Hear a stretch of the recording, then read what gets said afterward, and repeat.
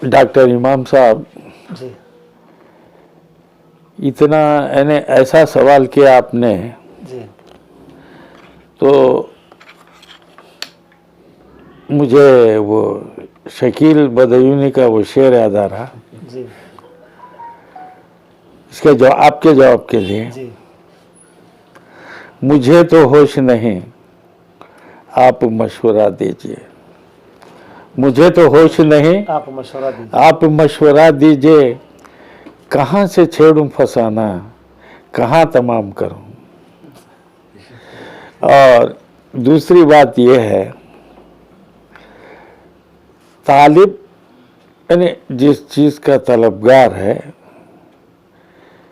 उसको ये मालूम होना चाहिए कि किससे वो चीज़ हासिल करे।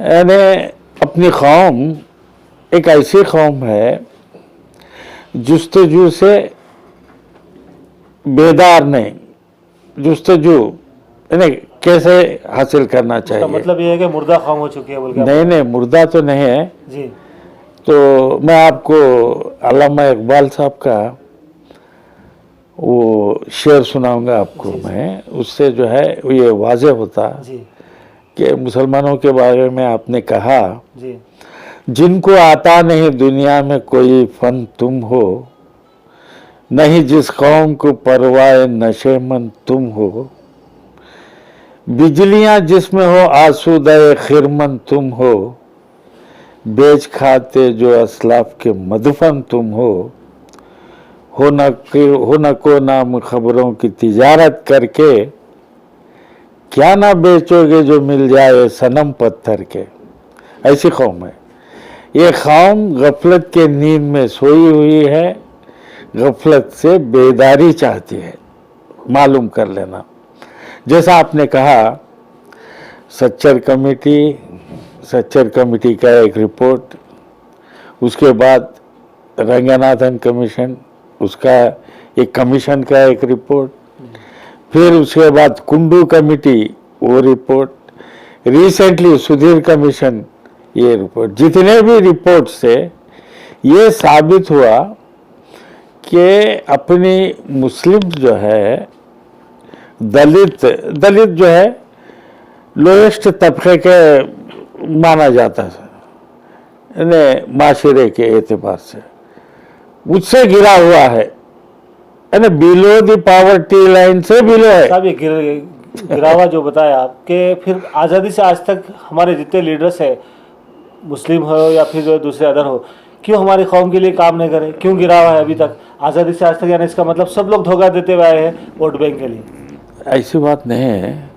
मैं बताऊँ ना आपको, मैं जिसको तरक्की करना वो रास्ते ढूंढता। जी अब हर चीज आप उसके डोर स्टेप तक नहीं पहुंचाएंगे, जी तो लीडर और क्या है। हमको इस बात से बहुत बखूबी हम ये फन जानते हैं। जी ये क्या फन है, खुद तो नहीं करते, किसी दूसरों पे ढकेल कर सहारा लेते हैं। जी एक शायर ने इस तरह किया, कहा, हर एक सहारे से आजाद व बेनियाज हो जा। हर एक सहारे से आजाद व बेनियाज हो जा, सहारे आदमी को फरेब देते हैं। यानी इसमें फोकस ये है कि इंसान जो है खुद मुख्तार होना चाहिए। तो लीडर्स आज तक खुद मुख्तार होने नहीं दिए ना साहब। हिंदुस्तान में आज तक जो है कोई लीडर जो है, हर लीडर जो है आज हज़ारों करोड़ का मालिक है, अवाम गरीब की गरीब है। देश में वही भिखारियां जो है भीख मांग रहे हैं, और मिडिल क्लास लोग जो है सड़कों पे जो है कई लॉकडाउन में भीख मांगते हुए निकले हैं। तो इसके जिम्मेदार कौन है? हुकूमत है, जो मुकामी लीडर्स है। तो ये लोग आज तक जो है हमारी कौम को तरक्की करके आगे जो है उनको पक्के मकानात नहीं दिलाए, और जो है कई मसले मसाइल में जो है दो चार है हमारे लोग। ये देखिए, जो आप जो जिम्मेदारी लीडर पे डाल रहे हैं, आप अपने आप पे सवाल करना चाहिए। जी हम क्यों नहीं हासिल करें, हमको जानना चाहिए। अब एक छोटी सी बात मैं आप बताता हूं अपने तर्ज जिंदगी में। अल्लाह के बेहिसाब खजाने हैं। जी अल्लाह के रसूल सल्लल्लाहु अलैहि वसल्लम ने फरमाया उन खजानों को कैसा हासिल किया जाए,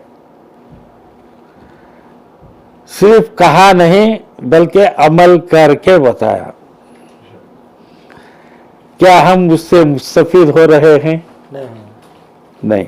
इसलिए कि डिफेक्ट कहाँ पे है? डिफेक्ट खुद में है।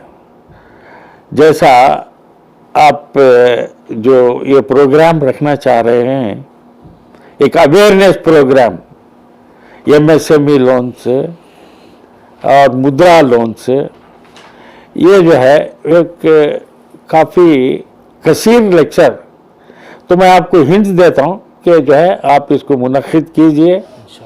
मैं इसके बारे में आसान लैंग्वेज में और इसके साथ जो है आपको लिटरेचर भी दूंगा, सो दैट जो भी पार्टिसिपेंट है उससे इस्तिफादा हासिल कर सकते हैं। और दूसरी बात जो है, आप 31 साल से अपना जो NGO एक आपका एक तेलंगाना स्टेट में बहुत ही जाना माना NGO माना जाता, आप यहाँ पे गाइडेंस सेल ओपन कर दीजिए और गाइडेंस सेल से जो है लोग इस्तिफादा हासिल कर सकते हैं। End to end subscription, end to end contribution, वो अपने पास भी लोग हैं, मैं उनको भी भेजाऊंगा। और मैं फिर तेलंगाना ट्रेड इंडस्ट्रीज प्रमोशन का चेयरमैन भी हूँ और Telangana innovative consultancy for commerce and industry for Telangana innovative consultancy for commerce and industry, इसका भी CMD हूँ। अगर किसी भी कौन सी भी प्रोजेक्ट की ज़रूरत है, इंशाअल्लाह हम प्रोजेक्ट प्रोवाइड करेंगे, अपने लोगों को भेजेंगे आपके पास गाइडेंस सेल में, आप गाइडेंस सेल कायम कर दीजिए। और ये अवेयरनेस प्रोग्राम के लिए इश्तिहारात में you use all the media, print media, आपका electronic media and also personal contact to gather the people so that you can pass on the benefits, you make the people employed। बहुत बहुत शुक्रिया आपका। आपका बहुत बहुत शुक्रिया, आपका कीमती वक्त देखते हुए अच्छे जो बातें बताएं। जो नसीहत लेना जो है लोगों के हाथ में है कि नसीहत अच्छी या नसीहत कबूल करें ताकि तरक्की हो सके। शुक्रिया।